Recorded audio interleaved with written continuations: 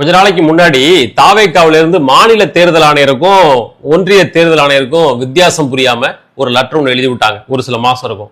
அதுபோல இன்னைக்கு விஜய் கட்சி சார்பா ஒன்றிய அமைச்சகத்துக்கு ஒரு கடிதம். இந்த மாதிரி விஜய்க்கு ஒய்பிரிவு பாதுகாப்பின் கீழ் அவர் இருக்கிறாரு. இந்த தேர்தல் பிரச்சாரத்துக்கெல்லாம் அவர் போகும்போது அவருக்கு உரிய பாதுகாப்பு வழங்கப்படுறது இல்லை, அதுல குறைபாடு இருக்குது, அதனால நீங்க இதை பார்த்து சரி பண்ணணும் அப்படின்னு அமித்ஷாவுக்கு ஒரு கடிதம் எழுதினவர் விஜய். இன்னைக்கு மத்தியானம் பத்திரிகையாளர்கள்லாம் இருக்கிற ஒரு வாட்ஸ்அப் குரூப்ல அபிஷியலா தாவேக்கா சார்பா அதை போஸ்ட் பண்றாங்க. உடனே அதை எடுத்து மீடியாக்கள் எல்லாம் பிரேக்கிங் நியூஸை போட ஆரம்பிச்சிட்டாங்க. இது போல விஜய் அமித்ஷாவுக்கு கடிதம் எழுதியிருக்கிறாரு, பாதுகாப்பில் குறைபாடு அப்படின்னு எல்லா இடத்துலையும் பிரேக்கிங் நியூஸ் ஓட ஆரம்பிக்குது. இதுக்கிடையில அந்த கடிதத்துல ஒரு தப்பு அவங்க பண்ணிட்டாங்க. என்னன்னா, அஜய்குமார் பல்லா அப்படின்னு உள்துறை செயலாளருக்கும் அந்த கடிதத்தை நோட் பண்ணியிருக்காங்க. டூ அட்ரஸ்ல அவரோட பேரும் இருக்குது. அந்த அஜய்குமார் பல்லா முன்னாள் உள்துறை செயலாளர், இப்ப அவர் கிடையாது அப்படின்ற உண்மையை கொஞ்ச நேரத்திலேயே ஒரு சில மீடியாக்கள் கண்டுபிடிச்சு அதை ட்ரோல் பண்ண ஆரம்பிச்சிட்டாங்க. உடனே இவங்க என்ன பண்றாங்க, அந்த வாட்ஸ்அப் குரூப்ல இவங்க போட்ட செய்தி இருக்கு இல்லையா, அதை டெலீட் பண்ணி விட்டுட்டு மீடியாக்கள்ல இந்த மாதிரி விஜய் அமித்ஷாவுக்கு கடிதம் எழுதினாரு அப்படின்னு செய்தி ஓடிட்டு இருக்கு, அதெல்லாம் ஃபேக் நியூஸ், நம்பாதீங்க அப்படின்னு அபிஷியலா அவங்க அறிவிக்க ஆரம்பிச்சிட்டாங்க. இவங்களுக்கெல்லாம் காண்டு, பத்திரிகையாளர்களுக்கெல்லாம். அந்த குரூப் அபிஷியலா பத்திரிகையாளர்களுக்கு தாவேக்கா சார்பா கொடுக்க விரும்புகிற பிரஸ் நோட்டை போடுறதுக்காக அவங்க ஆரம்பிச்ச குரூப் தான். அவங்க ஆரம்பிச்சுதான் பத்திரிகையாளர்களை உள்ள சேர்த்து வச்சிருக்காங்க. அவங்க போட்ட நியூஸ் எடுத்து டிவியில போட்டாங்க, பத்திரிகையில போட்டாங்க, தப்பு, ஃபேக் நியூஸ் அப்படின்னு அவங்க சொல்ல ஆரம்பிச்சிட்டாங்க. தப்புன்னா ஒத்துக்கணும். இந்த மாதிரி சின்ன சின்ன தவறுகள் நடக்கிறதெல்லாம் சகஜம்தான். அதனால அது தப்பாயிடுச்சுங்க, அந்த பிரஸ் ரிலீஸ் எடுத்துக்காதீங்க, அப்டேட்டட் வெர்ஷன் ஒன்று வருது, அதை யூஸ் பண்ணுங்க அப்படின்னு அந்த குரூப்லேயே ஒரு மெசேஜ் போட்டிருந்தாங்கன்னா தாராளமாக பத்திரிகையாளர்கள் அதை எடுத்துக்க போறது இல்லை. ஆல்ரெடி அந்த நியூஸை கேரி பண்ணியிருந்தா கூட அதை டவுன் பண்ணிட்டு புதிய அப்டேட்டை சேர்த்து அவங்க போட்டிருக்க போறாங்க. அது ஒன்றும் பெரிய மேட்டர் கிடையாது, இது எல்லாம் நடக்கக்கூடியது தான். ஆனா தப்பு செஞ்சுட்டோன்னு தெரிஞ்சதுமே அதை மேனேஜ் பண்றதுக்காக மேற்கொண்டு அதை விட பெரிய தப்பை செஞ்சு இப்ப கடைசியில பத்திரிகையாளர்கள் இந்த பாருங்க, இதுதான் அந்த குரூப், அந்த வாட்ஸ்அப் குரூப்ல இத்தனை மணிக்கு இவங்க மெசேஜ் போட்டிருக்காங்க, தப்புன்னு தெரிய வந்தது உடனே அதை டெலீட் பண்ணிருக்காங்க, டெலீட் பண்ண நேரம் இதுதான் அப்படின்னு ஸ்கிரீன்ஷாட் போட்டு இப்ப அதோட சேர்த்து அசிங்கப்பட்டு இருக்காங்க. இதெல்லாம் தேவையா? தப்புன்னா ஒத்துக்கிட்டு போக வேண்டியதானே, உங்களுக்கு எதுக்கு இந்த தேவையில்லாத வேலையெல்லாம்? அநேகமா அந்த ஐடியாவை எல்லாம் ஆதவ அர்ஜுனா தான் கொடுத்துருக்கணும். இப்படிப்பட்ட பிளண்டரான ஐடியா கொடுக்கக்கூடிய ஒரே தகுதியும் திறனும் அவருக்கு மட்டும்தான் இருக்குது. இப்போ 2 நாளைக்கு முன்னாடி கூட சென்னையில் நடந்த ஒரு கூட்டத்தில் யாரோ அவங்க கட்சிக்காரங்களே 2 பேரும் சோடா பாட்டில் அடிச்சு கடைசியில் அவங்க அரெஸ்ட் பண்ணிட்டாங்க. ஆனால் அன்னைக்கு மேடையில் இந்த ஆதவ அர்ஜுனா பேசின பேச்சு இருக்குதே, பார்க்கும்போது நமக்கே கொலை காண்டாகுது.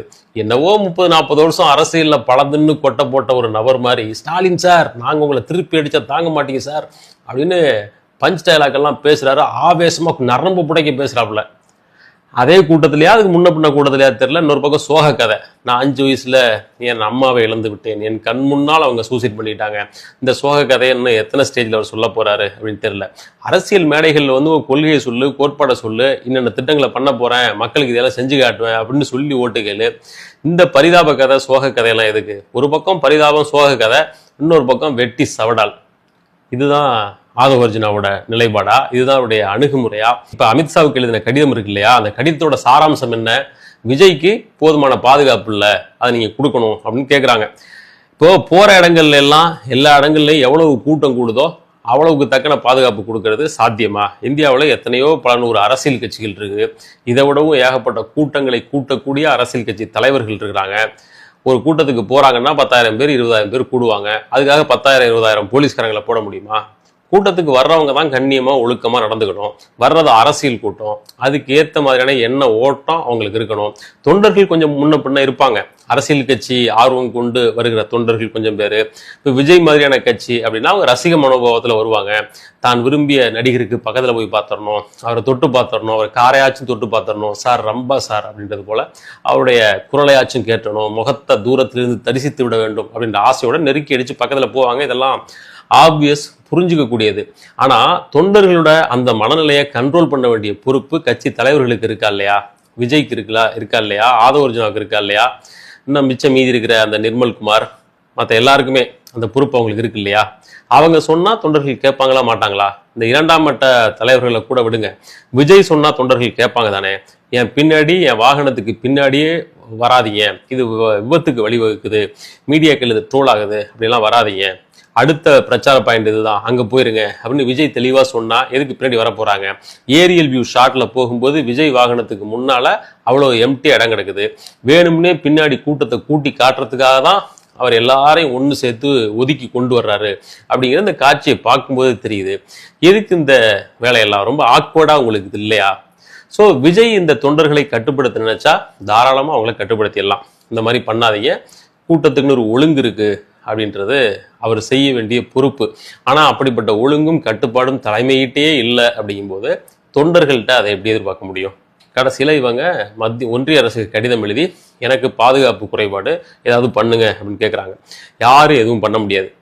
கட்டுப்பாடு இல்லாத, கண்ணியம் இல்லாத, ஒரு ஒழுக்கம் இல்லாத தொண்டர் கூட்டம், அது எவ்வளவு 1000 பேர் வந்தாலும் 100 பேர் 300 பேர் வந்தாலும் இப்படி தான் செயல்படுவாங்க. அவங்க பொது ஒழுங்கை ஒருபோதும் ஃபாலோ பண்ண மாட்டாங்க. அதனால அந்த தொண்டர்களுக்கெல்லாம் ஒய்ப்படை பாதுகாப்பு ஒவ்வொரு தொண்டருக்கும் போய் கொடுத்துட்டு இருக்க முடியாது. விஜய் தான் அவங்கள கட்டுப்படுத்தி வச்சிருக்கணும். அந்த பொறுப்பும் கடமையும் விஜய்க்கு தான் இருக்கு.